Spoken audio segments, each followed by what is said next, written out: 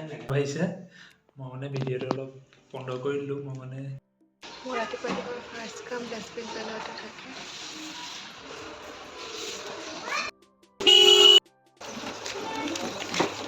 এয়া ৰাতিপুৱা ডাষ্টবিন পেলোৱা আহিব ফাৰ্ষ্ট কাম মোৰ এইটো থাকে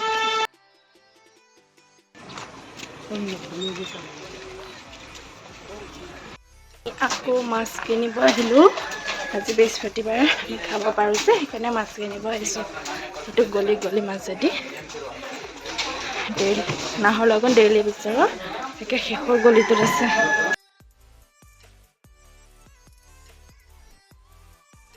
কুচিয়া সাপ লাগিছে কি এনেকৈ থৈছে যে একুৰিয়াম নিচিনাকৈ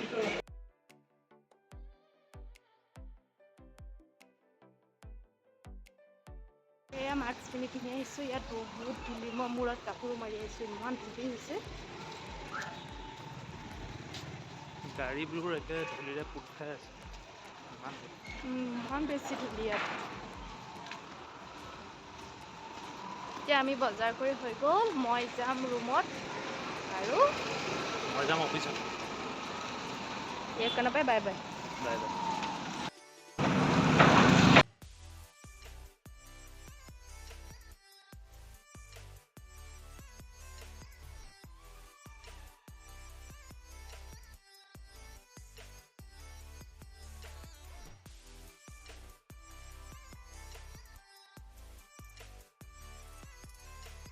মই বজাৰৰ পৰা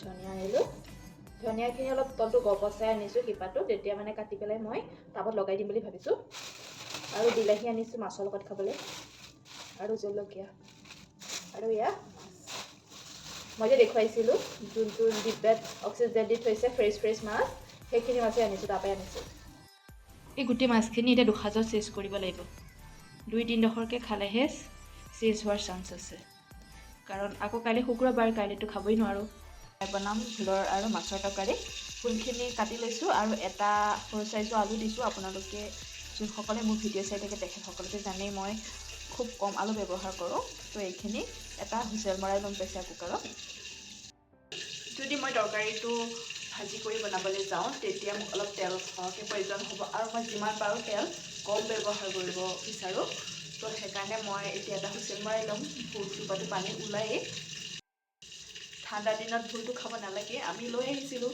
ইমান নাজানো তো ভোল ৰাতি খালে চৰ্দি হয় তো যিমান পাৰোঁ এতিয়া দিনতে খাওঁ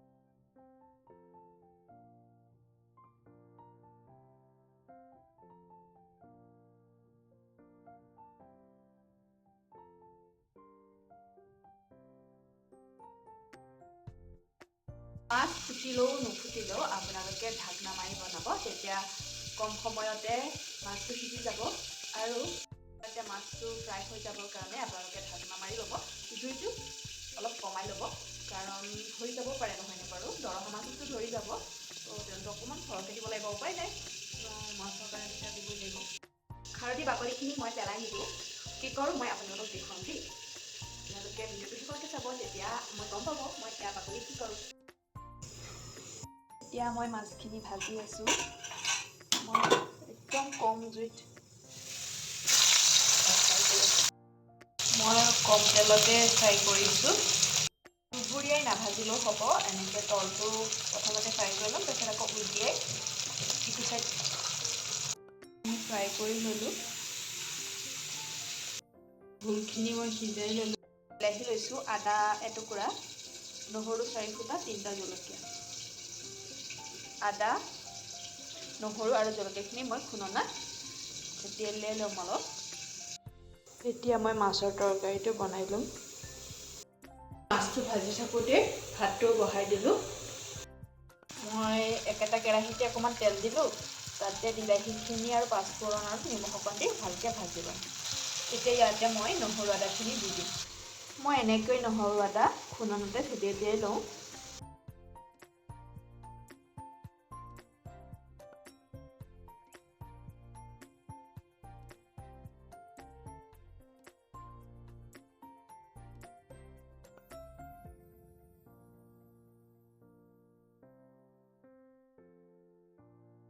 আপোনালোকে যেতিয়া বইল কৰি বনাব তেতিয়া চব্জিখিনি ড্ৰাইকৈ অলপ এনেকৈ ভাজি ল'ব। অলপ টাইম ভজাৰ পিছত অলপ উতল অহাৰ পাছত পানীখিনি এড কৰি দিব।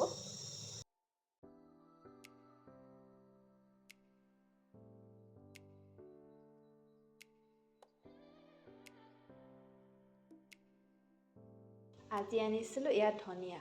আজিকালিতো ফুলৰ বুকে নাথাকে নহয় ঘৰত, ধনিয়াৰ বুকেহে থাকে। তো মই ভাবিছোঁ ইয়াত অলপ ডাঙৰ ডাঙৰকৈ শিপা আছে দেখিছেনে? মই এই ডাঙৰ শিপাখিনি পাতখিনি গুচাই পেলাই অলপ এডাল দুডাল পাত থকাকৈ মই টাবতে ৰুই থওঁ বুলি ভাবিছোঁ। পাতখিনি কাটি ল'লোঁ। ইয়াৰ অকণমানি কোহপাত আছে দেখিছেনে? মই এতিয়া টাবতে ৰুই থৈ দিম ইয়াত।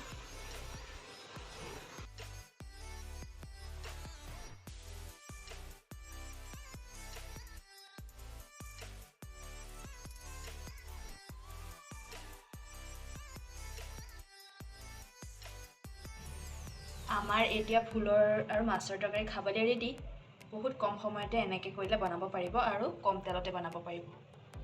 বহুত টাইম পাকঘৰত সোমাই থাকিবলৈ মন নাযায় নহয়নে? সেইকাৰণে এনেকৈ কম সময়তে খানা বনাব পাৰে। এতিয়া মই তৰকাৰীখিনি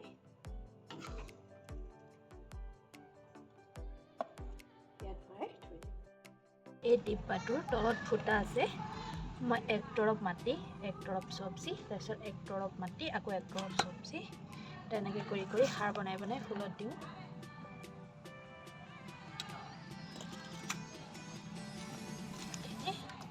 ইয়াৰ ওপৰত আকৌ মই মাটি এক প্ৰলেপ দি দিম। আজি কিহৰ তৰকাৰী বা মাছ? ভোলৰ। ভোল দি পেলাই বনালা? আচ্ছা।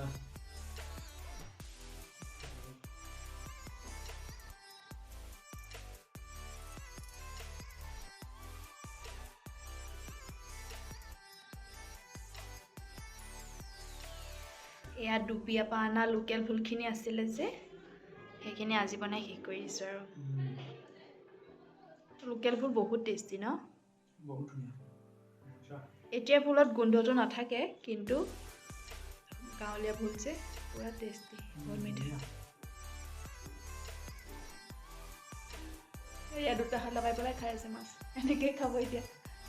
ভাত আজি 1 ঘণ্টা লাগিব খাওঁতে মাংসটো যে।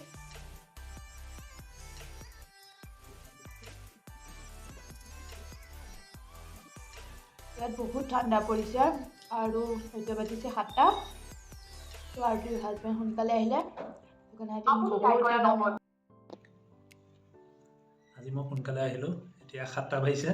মই মানে ভিডিঅ'টো অলপ বন্ধ কৰি দিলোঁ। মই মানে লাউড স্পীকাৰত ফোন এটা লগাই দিলোঁ অফিচৰ মানুহলৈ। তাৰপিছত কি কৈছিলে কোৱা? এতিয়া আমি যে লাল চাহ আদা দিয়া একদম মজাকৈ আৰু ভুজিয়া খাই আছোঁ, চানা মিক্সাৰ। এতিয়া বাজিছে 8টা। আমি চাহ খাই খাই বহি আছিলোঁ। তাৰপিছত টিঙতে কুটুককৈ শব্দ এটা শুনিলোঁ। মই ক'লোঁ জলফাই পৰিছে। টুটুটকৈ দুইটা দৌৰিলোঁ। তাৰপিছত হাজবেণ্ড ভিতৰৰ চেণ্ডেলযোৰ পিন্ধি গুচি গ'ল, চেঞ্জ কৰিবলৈ আহিলে। আহি পেলাই মই তলত গৈ বিচাৰি আছোঁগৈ গ'ল।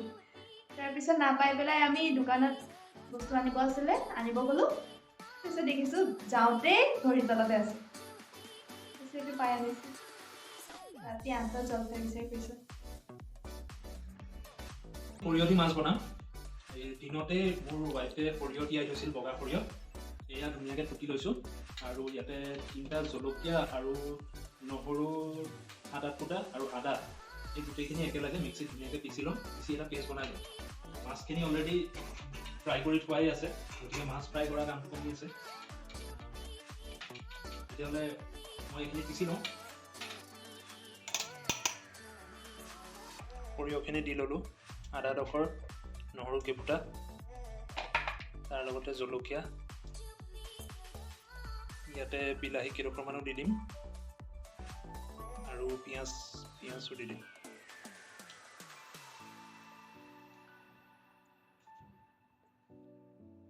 চেনি অকণমানো দি দিছোঁ লগতে। ইয়াতে নেমু অকণমানো মই চেপি লৈছোঁ।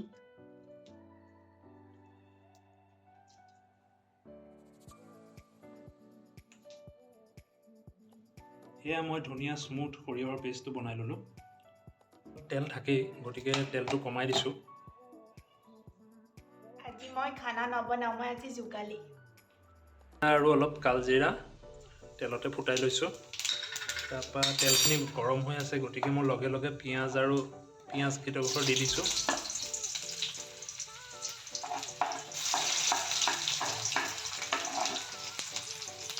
পিঁয়াজখিনি পিচিয়ে লৈছিলোঁ, গোটা পিঁয়াজ বেছিকৈ ৰখা নাই, কেইটুকুৰ মানে আছে।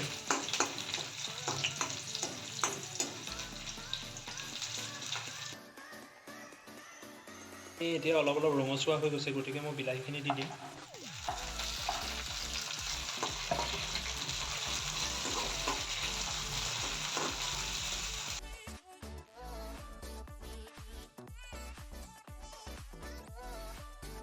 ফ্ৰাই থাকিব লাগিব, নহ'লে ধৰি গ'লে বেয়া লাগিব।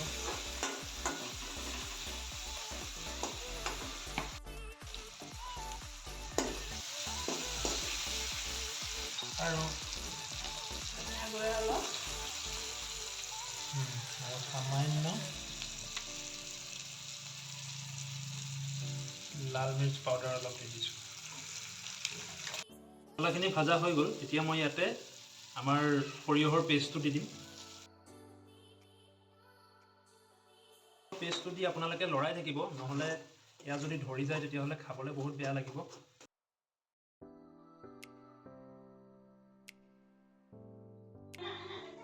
এতিয়া মই এই মিক্সিটোতে পানী মিহলাই লৈছিলোঁ, কাৰণ ইয়াতে বহুত মছলা থাকি গৈছিল। সেইখিনি মই ইয়াতে দি দিম।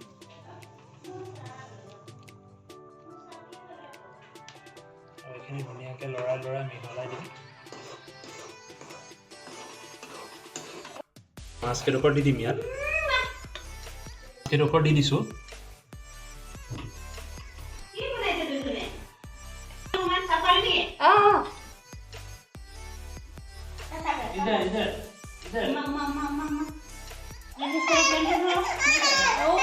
নাই এতিয়া নকৰে আৰু।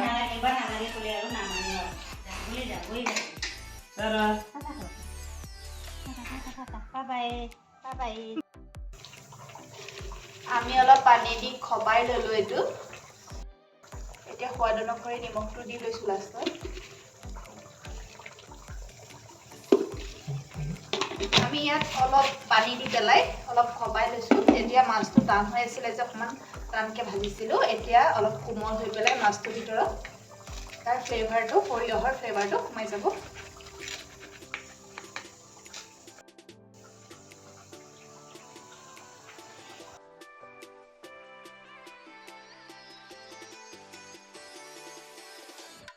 ধনিয়াখিনি দি জুইটো বন্ধ কৰি অলপ সময় ঢাকি থ'লে হ'ল।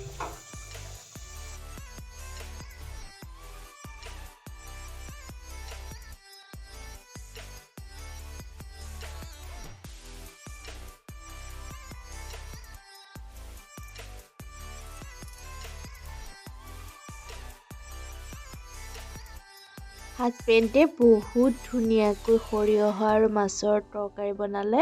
খাবলৈ যে বহুত ধুনীয়া হৈছিলে। তেন্তে আজি ভিডিঅ'টো ইমানতে সমাপ্ত কৰিছোঁ। ভিডিঅ'টো চোৱাৰ কাৰণে বহুত ধন্যবাদ।